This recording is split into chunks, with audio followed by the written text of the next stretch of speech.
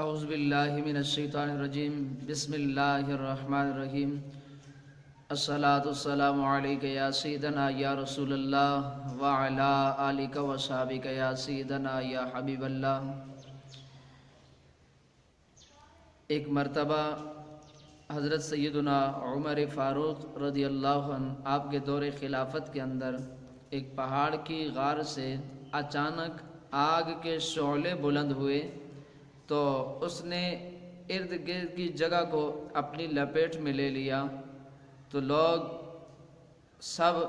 دربار خلافت میں حاضر ہو گئے سیدنا عمر فاروق رضی اللہ عنہ سے فریاد کرنے کے لیے، آپ پر، آپ کی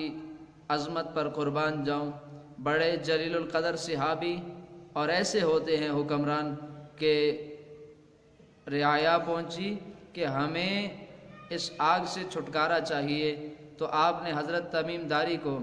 اپنی چادر عطا کی اور فرمایا کہ جاؤ میری یہ چادر لے کر آگ کے پاس جاؤ، اور حضرت تمیم داری فرماتے جب میں وہ چادر لے کر جو ہی آگ کے قریب بڑھتا گیا، آگ کے قریب ہوتا گیا تو وہ آگ پیچھے ہٹتی رہی، اور جو ہی میں اس کے اور قریب ہوتا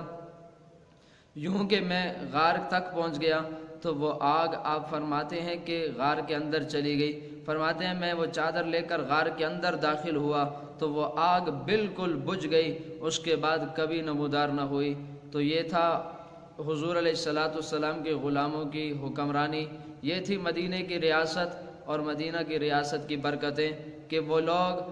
آگ بھی ان کی تابعداری کرتی تھی۔ سیدنا عمر فاروق خود نہیں گئے بلکہ اپنی ایک چادر دے کر بھیجا، اس چادر کے اندر اتنی برکت تھی کہ آگ پیچھے ہٹتی گئی اور یہاں تک کہ وہ آگ بجھ گئی۔ اللہ تبارک و تعالی ہمیں صحابہ کرام کی زندگیوں سے سبق سیکھنے کی اور صحابہ کا ادب کرنے کی توفیق نصیب فرمائے، آمین ثم آمین۔